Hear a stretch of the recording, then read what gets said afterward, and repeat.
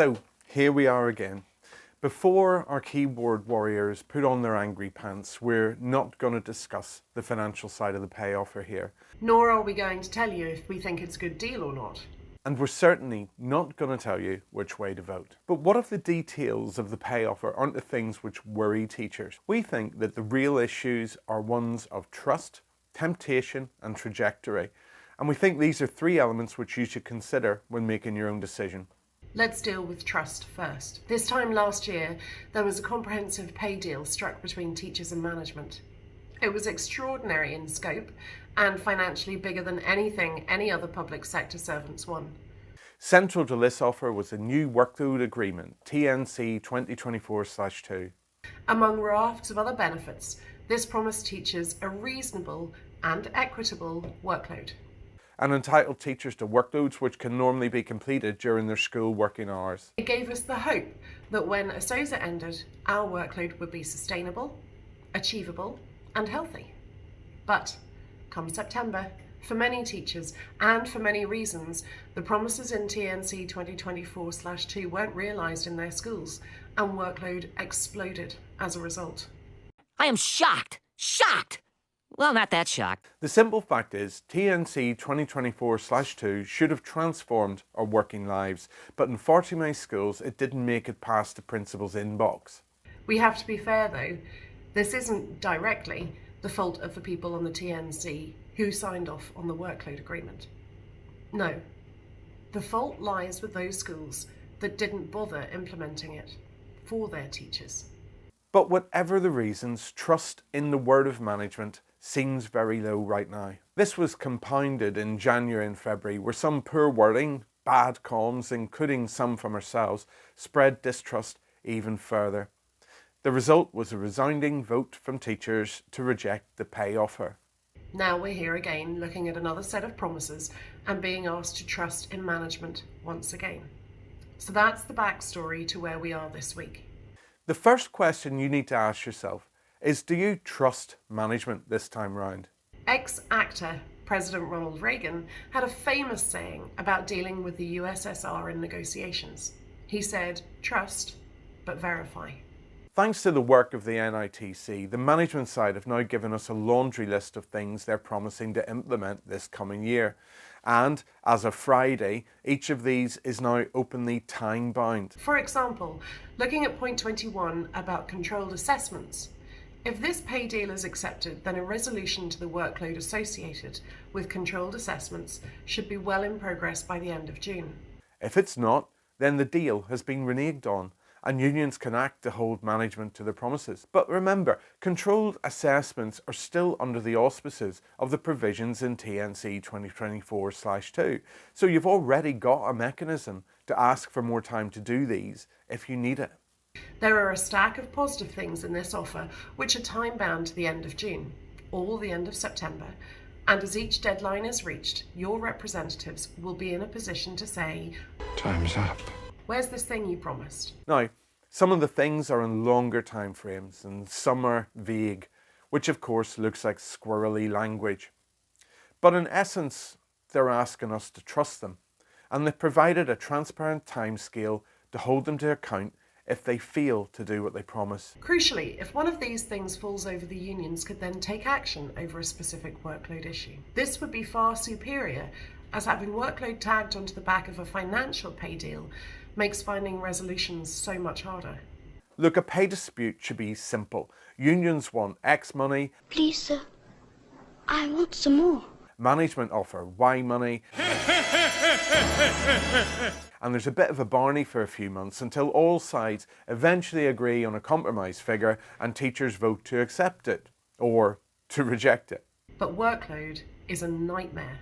There are hundreds of issues affecting workload, and they're different in every sector and in every school within that sector and between every teacher within a particular school. Employers and the DE can't wave a wand and fix it at a stroke, but they can implement a suite of granular changes which improve the situation a bit at a time. And that does take time. And this leads us to the next aspect surrounding this pay offer: temptation.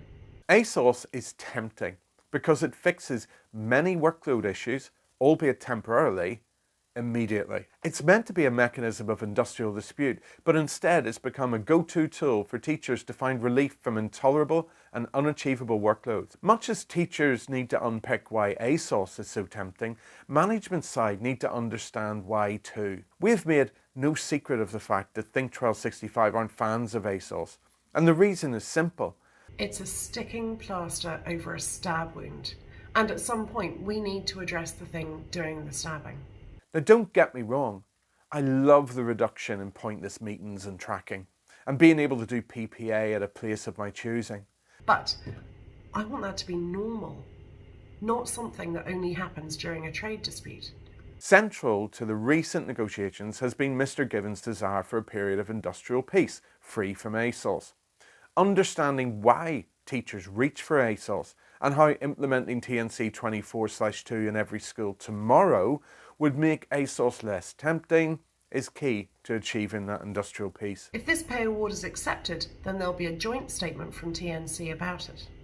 Management could use this statement to tell school leaders that TNC 2024/2 must be implemented immediately in their schools with no exceptions. Better 7 months late than never. Finally, let's think about trajectory. What would a perfect workload look like to you?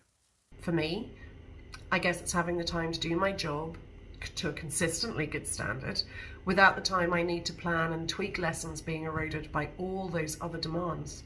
It's about feeling that I've finished my work for the day during normal school hours without the constant nagging feeling that I need to bring work home with me in the evenings and at weekends. It's about having that sense of being on top of things, not drowning, and having the support and flexibility to deal with issues if they arise without them sliding further down the list of to-dos in my week. It's about my directed time being used wisely so that chunks of it aren't wasted day in and day out and pointless admin or meetings that could have been an email. The only sort of pay and conditions offer that will ever give teachers that kind of workload will be a completely revised way of working in our education system. I say we take off and nuke the entire site from orbit. Not just a new teacher contract, but a complete overhaul of the working day, contact hours, the curriculum, assessment, and considerably more sacrosanct planning and preparation time. Now that's not happening next weekend, and it's probably not happening in the next 5 years. But if the Minister wants education here to be one of the best education systems out there, it will have to happen down the line.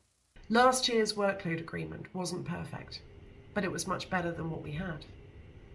The workload elements of the current pay offer aren't perfect, but they have the potential to be better than we currently have. Leaving pay completely out of it, the trajectory of change over workload is moving in our direction. Yeah, there have been a few eyebrow-raising statements and interviews along the way, but all sides acknowledge that teacher workload is a bit of a disaster right now and that it needs to be fixed. At the outset, we said we weren't going to tell you if this is a good workload deal or not, and we're certainly not going to tell you how to vote. That's up to you to decide. But we think our 3 points to consider, trust, temptation and trajectory, are a useful framework to use when making your decision. Are you willing to trust that management will live up to their offer this time round? If not, what must they do to win that trust back? Because at some point, we have to start trusting each other a little, even if that trust is backed up with verification. What changes to workload in your school would make ASOS less tempting? Would any of these workload measures help you achieve these changes? And what if ASOS itself came under attack? How far would you go to defend it? What about trajectory? Are the management side positively moving over workload, even if that isn't hitting your school yet? Remember, this dispute is between teachers, unions, and the management side, not teacher unions and your principal. If you want a dispute about a local issue, TNC 2024/2 Section 5.8 is ready to use right now, today. Of course this deal isn't perfect, because nothing ever is. The question is, do you think it's better enough than what you've got right now? You see, utopia isn't a destination. Utopia is a direction in which you travel. And if we keep sacrificing better on the altar of the perfect, we risk never moving forward at all.